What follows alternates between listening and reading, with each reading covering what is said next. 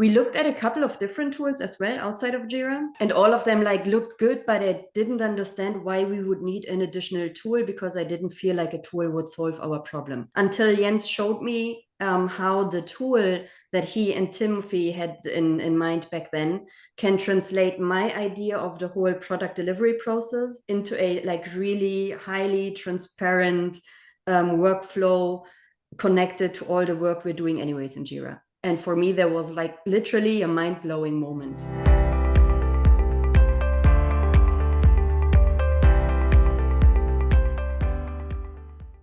Hello, everybody. Today we're going to try something a little bit new, and we're going to be talking to one of our customers, Doodle, about how they moved from being a feature factory to a product-led powerhouse of a company, with a bit of help from Jira Product Discovery along the way. So I think everybody, for the most part, will have used Doodle at some stage for their scheduling, but you may be surprised to learn just how big Doodle has gotten over the years.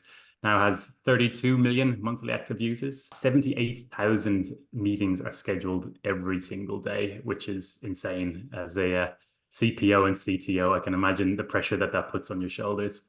And that's exactly who we have here to talk to today. So we have the Chief Product Officer, Stephanie Loya, and our Chief Technology Officer, Jens Neuer. Between you both, I think there's like 30 plus years of experience leading both product teams, design, and engineering teams across PayPal, Takeaway.com, Contentful. I want to start from a story that we had spoken about a little bit before, Stephanie, which is your very first day at Doodle. Can you tell us a little bit about that? Absolutely. My very first day at Doodle was a little bit unusual because we released a big thing on my very first day. We merged two platforms into one to make sure that our free users can also upgrade to a premium account. It was a necessary kind of refactoring, so there was no other opportunity than doing this big project. And the day I joined was the day when we released it, actually. And what happened is that we were down for almost 2 days, right on my first day, right? I joined as director scheduling back then, not as CPO. Still, scheduling obviously is the core component of the whole product, and everything was down for 2 days. And not only that, also a couple of days later, we figured out that we apparently deprecated a couple of features that users suddenly were missing heavily, and we didn't communicate that very well. So obviously we've done a not very brilliant job in communicating changes to our users, and we were down for 2 days, and that was my very first time at Doodle, and that was quite a challenging starting point for my journey. Jens, you'd already been in Doodle for about 3 years or so before Stephanie started. What are your memories from that day, or do you have any memories? Oh, I have a lot of memories. That was a horrible day, and it was the longest outage in my career, to be true. And yeah, we were simply missing. We were starting doing load testing before, right? But one piece we missed, and that broke everything. And it was not so easy to fix. Well, it was not a fix. We need to refactor something completely, and did that then in 2 days, super fast in the end. But yeah, that was horrible. Was really not a good day. Tell me a little bit about, like, how were you building products at the time? Like, what kind of processes were you going through? What kind of tooling were you using? Tell me everything about how you were building back then. Processes on team level, we had Kanban. That was working more or less well, where we had different product delivery teams, cross-functional. They were building the stuff that the PMs told them. They had their own product domain, and they were building that the things that needed to build on team level. I would say the process was working well, but the overall process was completely missing, right? And this was also not so easy to implement during the first 3 years I was at Doodle, because I didn't have a good sparring partner. I needed to wait for Stephanie to come in to also to also have that complete product development process, because we only did the build process, only a tiny part of it.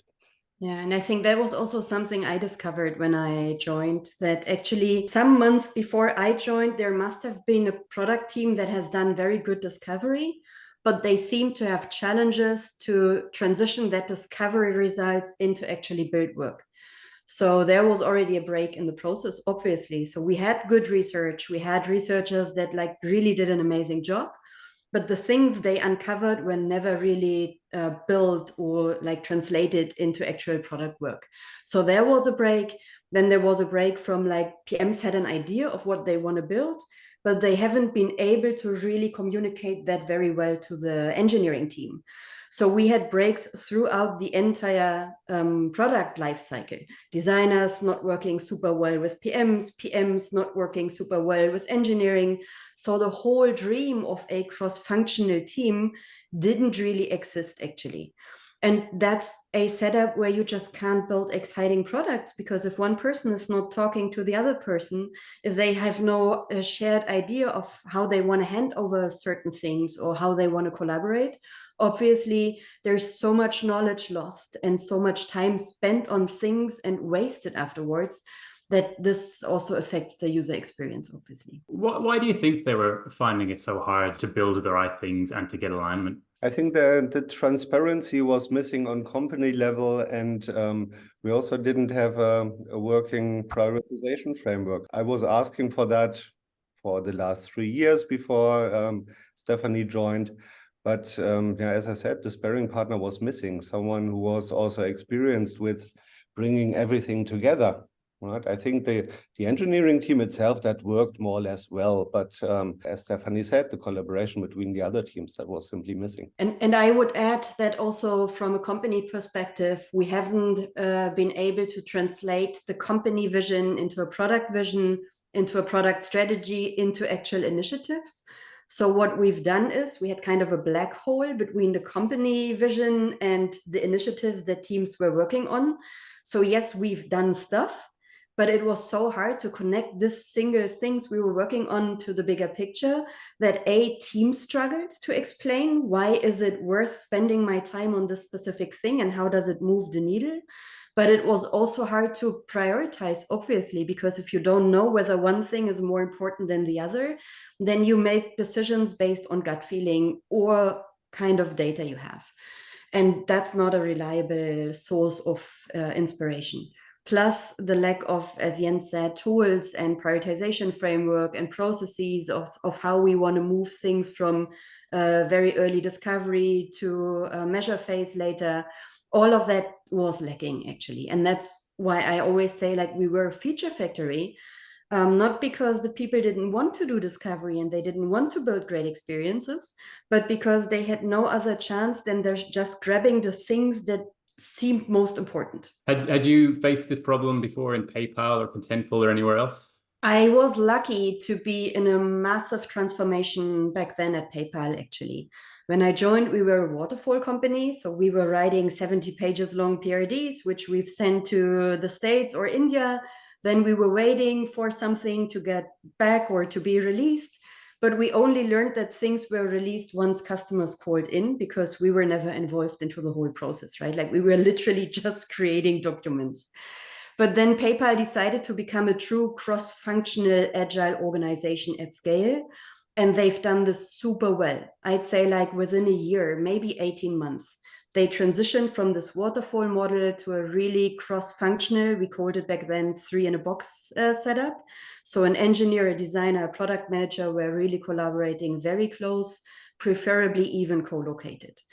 And if you are part of such a big transition and you see how that suddenly changes the way products are built and experiences get improved, that is something that I still learn from and still have lots of takeaways from.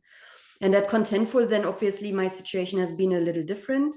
We had like already well-established high-performing teams with very well-defined processes. So while I learned at PayPal that it's possible to transition from feature factory to like truly customer focused, at Contentful, I learned the mechanics of what makes a team successful and how do you create lightweight but scalable processes to support teams to also do such things at scale. And both things, I think, were easily for me to implement at Doodle because the team was just so amazing. The Doodlers love the product. Obviously, we have great people. Jens and I have a super well-established relationship almost right from the beginning, which helped and unblocked a lot. And I think if I weren't in such a great company with such great people, I might have failed. Also, I do have the experience from other companies, actually. Aside from the 2-day outage, once you sort of recovered from that trauma, what were the first things that you did, and how did you and Jens start, collaborating and really starting to like tie those threads together across all of the different functions? We didn't really start collaborating right away, Jens, right? Because I was only the director scheduling. We had a couple of one-on-ones maybe, but not really collaborating because there was another CPO for still a couple of months before I got promoted. I think we had a couple of things that were necessary to do. Obviously, we deprecated features, and customers complained so heavily about these missing features that I had no chance to start building a great discovery habit at Doodle, right? So the first things we did is we brought back the most missed features in, like, I'd say the first 4 to 6 months of my tenure. So the teams were busy with things that were more or less already defined. We knew how these features were functioning. We knew the customers liked it. So yes, we could have done discovery to figure out how to do it better, but we were under time pressure. So we just brought back the things that users were missing. So while the teams were busy, I started to create a strategy, like really closing the black hole between daily doing and company vision. And then Jens and I also started immediately working on introducing the product delivery processes, I think. I still remember when we had our first conversation was a video call, and we noticed, oh, we live next door, more or less, right? And then we decided, okay, let's have our next meeting in the woods next door. And we had a walk and talk, talked about all the challenges, talked about the product, the future of the product. And I immediately knew, okay, great. This is the one that I needed for the last years. Nothing like a walk and talk. For some reason, the brain just works like times 10 when you're able to walk. Tell me, at what point, I mean, there was plenty of problems that you had to fix. There was people, processes. What about tooling? At what point did you start thinking, okay, we need to actually look at a tool that will help us bridge these gaps between teams? Was that early, or when did that come about? That was quite early. So maybe I can also start a bit with my previous job, because it comes in here now. Started at Lieferando. Lieferando was a startup in Berlin, food delivery platform, hockey stick growth, very small team with the pains that you have. And we were bought by a Dutch company, Takeaway.com. You mentioned Takeaway.com earlier. And that was a clash of cultures, right? But really, there was a flat hierarchy, open-minded team in Berlin, diverse team, as you can imagine, in Berlin, and a very conservative, hierarchical team in a small village in the Netherlands that didn't fit at all. So we needed to implement processes. We got external help, and this is where I learned a lot about an agile transformation. We, in the end, did an agile transformation of the whole company, more or less, as also Stephanie described at PayPal. That was working well. We implemented a portfolio board also back then. And that is now 8 years ago, more or less, right? And I wanted to do the same at Doodle. But at Doodle, the time was not right. There was not the right CPO. Back then was also not the right CEO. In 2022, I had a very talented director of business agility, Timofey Yevgrashin, who was an agile and lean dictionary. And he showed me very early the Jira product discovery. And I said, that is exactly what I need. This is the portfolio board that I was dreaming of. He started to implement that, also came up with the prioritization framework, and then Stephanie came in and brought us the whole product delivery process, and we implemented that. Yeah, for me, funnily, it was a little bit different, because right after I joined and after we failed with this release, we also had a prioritization meeting with an external agency back then. And that was the most horrible planning exercise I've ever went through in my life, right? We had 2 days, 8 hours each day, starting at, I think, 1 p.m. till 9 p.m., literally almost the whole day and night in order to do planning. And the workshop was so weird because we had to fill in a PDF from that agency that they are using in every single workshop. We were asked to put sticky notes on a board with the ideas and things we want to work on. And then after we were adding all of our ideas, the agency showed us a board with sticky notes from the upper management and board, where we had like 3 or 4 priorities that they wanted us to work on. So we've done more or less 2 days of planning in order to learn that there are already priorities. And it was like, that's strange. Like, why did we do all of that work? And I felt like, obviously, we need to close that like top down, bottom up loop in order to also really involve everyone. And that's not how I want to do planning. That is so waterfall. And I never considered a tool can help us with that, to be honest. I always felt like it's rather a process, and then tool comes probably 5th or 6th priority. We looked at a couple of different tools as well outside of Jira, and all of them like looked good, but I didn't understand why we would need an additional tool, because I didn't feel like a tool would solve our problem. Until Jens showed me how the tool that he and Timothy had in mind back then can translate my idea of the whole product delivery process into a like really highly transparent workflow connected to all the work we're doing anyways in Jira. And for me, there was like literally a mind-blowing moment. So I'm grateful that we went through that journey. I actually remember seeing you posted on Twitter a bit of love about your product discovery probably a year ago at this stage. I was like, that's one of the nicest tweets I've ever seen about a business product. So thank you. You changed our life, like literally. I mean, everyone, not everyone is a big fan of Jira, right? And I'm sure you are aware of it. There are a lot of tweets from especially product people blaming Jira. Like, product discovery just changed my mind. I'm since we're using that tool on top of our actual Jira practices, for me, Jira really just became a completely different game. That is sure. Connection between the tool and Jira. This is what I always wanted, to have full transparency.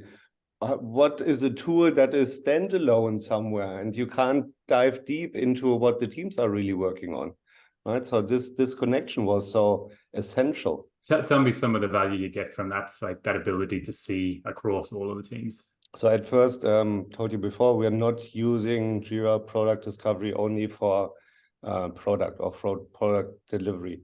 We use it for the whole company. That is our company portfolio board with all initiatives all departments are doing.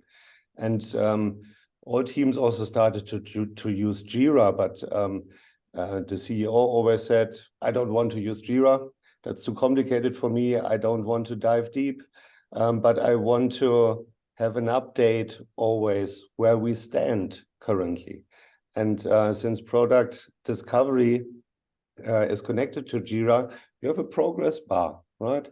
Before that, he was texting Stephanie and me every single day. Where are we with this initiative? And now he has a progress bar, right? And not only that, he also has the timeline, a very simple one, easy to use.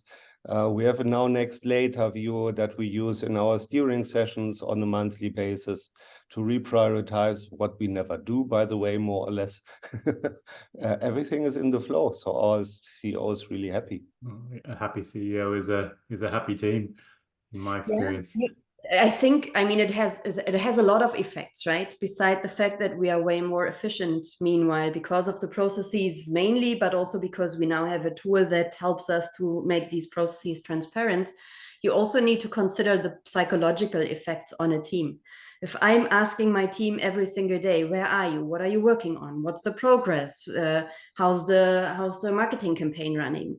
This is putting stress on my team's shoulders, obviously, and then they feel like I'm micromanaging them, while in reality, all I want is transparency. I want to tell everyone, like, when are things coming? Who is working on what? Where are dependencies? That's my role. And now, instead of asking my team every single day in order to be able to answer my CEO and our board what we're working on, I also can deep dive myself, and I don't need to put stress on my team's shoulders just to get the transparency I want to. And so I can also now manage dependencies better. I know which initiative is dependent on which other initiative. I know how the marketing campaign is currently running, if it's right on time, if the delivery timelines meet the launch timelines. Such things I don't need to ask anymore. There are still some open questions, but overall, the level of transparency just tripled at least. And that's amazing for everyone. You hear it often that the best products are built by teams and not by a person and not by a CEO. But in reality, that's a lot harder to do. How are you doing it in Doodle? I mean, if all functions, marketing, design, research, everybody's using Jira, tell me how they're using it. They're using Jira Product Discovery for transparency, as I said. So all teams, all departments are using it. And on the lower levels, on team level, they mostly also use Jira, not as advanced as we do in engineering. They don't have a Kanban process or whatever, but at least they have all their work items there. Yeah, you can imagine. I'm not sure if you know Martin Ericsson's decision stack, but that's what we used for setting up product discovery in general. So we do have strategic items. Those are like the 12 to 18 months, like really big bets. These strategic items are broken down into smaller initiatives, and initiatives usually run for everything between 4 weeks to 3 or 6 months, usually up to 3. And then these initiatives, all of that is managed in Jira Product Discovery. And then these initiatives are broken down classically in epics and tasks in Jira, obviously. So we can really also tell for everything single like data ticket or go-to-market ticket to which initiative it belongs, how this initiative is connected to a higher objective and key result, and how this also belongs to the bigger product strategy picture. And that is super nice because it's also not only product strategy. We can even connect people ops initiatives to bigger company goals. We can connect finance initiatives to bigger company goals. So that whole level of strategy and initiatives is covered in Jira Discovery. It seems like from listening to you guys, it's certainly helped you get off the hamster wheel as a product manager of sort of putting out fires every other day, which I've seen on many, many occasions. And Jens, it's helped you get that transparency and make it easier to see what you're building and why. Are you getting better visibility into, like, are you building the right features, do you feel now, compared to what you were 2-3 years ago? We're building better experiences. We're in a state right now where we're not building features anymore. We're not trying to make the product more complex. The entire team is currently rather focused on enhancing and improving the overall experience, like in tiny little slices. That's like 40% of my team's capacity, and around 60% of my team's capacity is now working on innovation. So we're currently building a completely new product, which is going to be rolled out in January to a very large beta user group. And that is something that we wouldn't have been able to afford earlier, right? So also managing this capacity, how much time do we spend on bugs and tech debt? How much time do we spend on fixing the core product or enhancing it? How much time do we spend on innovation? Those are discussions that we now have. And we haven't had these discussions when I joined, because obviously we were so in a hurry to bring back features that there was no room to discuss bug fixing, tech debt, and innovation. But now that we more or less settled in and we're back on a growth trajectory, we can also really discuss on a higher level, how much time do we want to invest into bigger bets? How much time do we want to invest into incremental revenue gains and improvements? And how much capacity should we invest into tech debt, which I think is a classical friction point between CPO and CTO. I'd say in our case, it's not. We found a really good and also quite transparent solution for that. Plus, the way we want to distribute our team's capacity is also part of the prioritization framework. So we know that, for example, certain innovation topics will automatically be scored a little higher in priority, because we want to focus the entire company as of, I think, last quarter, more on innovation than on enhancing existing products. Those discussions happen now in an even more transparent way too. We have pillars defined for the company. And those are part of our prioritization framework. So it's a classical cost of delay prioritization framework, but we extended it by our pillars that have weights, right? And on a quarterly basis, we in upper management discuss the weights. And innovation, if we need more innovation, then we put more weight on that one. And we immediately see in the product discovery that the items are moving up or down, right? So you immediately see, again, on company level, what has the highest priority.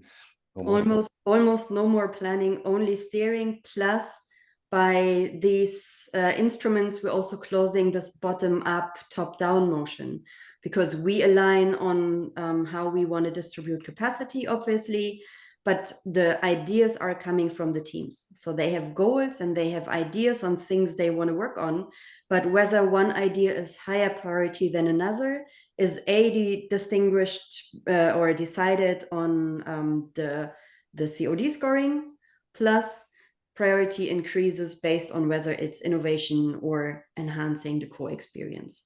And that's super nice because that gives way more autonomy to teams as well to contribute to how the product evolves. How is Jira Product Discovery and sort of the process that you've put around all of this, how has it impacted the engineers and the engineering managers who are actually building it? Has it had a positive impact? Do they feel like they also have more transparency and they can see why they're building what they're building, perhaps?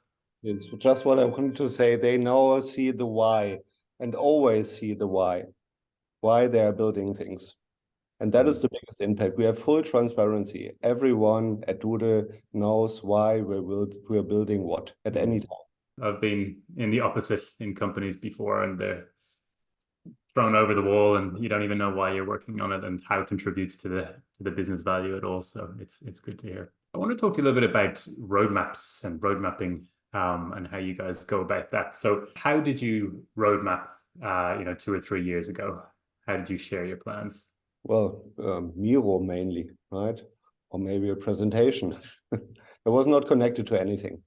We did kind of annual and quarterly planning and drew everything in a nice roadmap, but the roadmap was more or less useless because it was not the reality that was reflected there. And now we use the roadmap from Jira Product Discovery, and our delivery managers are updating the roadmap. So everyone also sees when something is done. And by the way, for when something is done, we're not using estimates, guesses, we are forecasting. And for that, we're also using a tool called Nave, a plugin for Jira. And we use Monte Carlo simulation to really see when something is done. And we are now that good that we can say the day. Normally, it's always the day when we also release latest. Or earlier in the past few releases, which makes me super excited. And that is because the process is getting better and better, right? Monte Carlo simulation, of course, uses statistics, the history of a team. But if a team gets better, then yes, it's more likely that you deliver earlier. Yeah, this one is really mind-blowing, by the way. Like, I know road mapping is a massive topic for many PMs. For us, it's not. Like, we're not showing roadmaps in meetings or discussing roadmaps because roadmaps are anyways accessible. Because everything is in Jira Product Discovery, we do not need to create like beautiful slides or have like extra sessions to show what we're working on. Do you use Gantt charts or timelines in Jira software, advanced roadmaps, anything like that to sort of get down into the more granular details with dependencies and so on? Dependency mapping is, I think, the one thing where we can do better, obviously. That's like a very manual thing right now. But it's a challenge that I'm happy to have because like the challenges we had until a couple of months ago were so much bigger and so much more transformational that I'm more or less happy that now these like smaller challenges are popping up. And dependency mapping is indeed something that we're struggling with right now, but not in a bad sense, because we obviously, because of transparency, know which team releases what, when, and how. How does the go-to-market stream is aligned with it? How is the data work aligned with it? Does it all fit? But if there are things slowing other things down, we need to uncover that manually right now. So I wouldn't say we're extremely automated in dependency mapping, but it's working. And it's mainly also working because we have more or less independent team, strategy-wise and domain-wise. And the way that Jens is leading his engineering team also helps us to remove dependencies, actually. And maybe you can say more about that, Jens. Dependency during build phase, there are not so many. Of course, there are some. That is okay. There are way more dependencies in the discovery phases, where we have our principals that do the architecture, where we have the designers, the product managers, other departments coming in. That there are the most dependencies, and this is something we need to optimize now, and we're on it. This was so much fun. I really enjoyed it. Same here. Thanks for your time and for organizing all of that. Yes. No worries. You.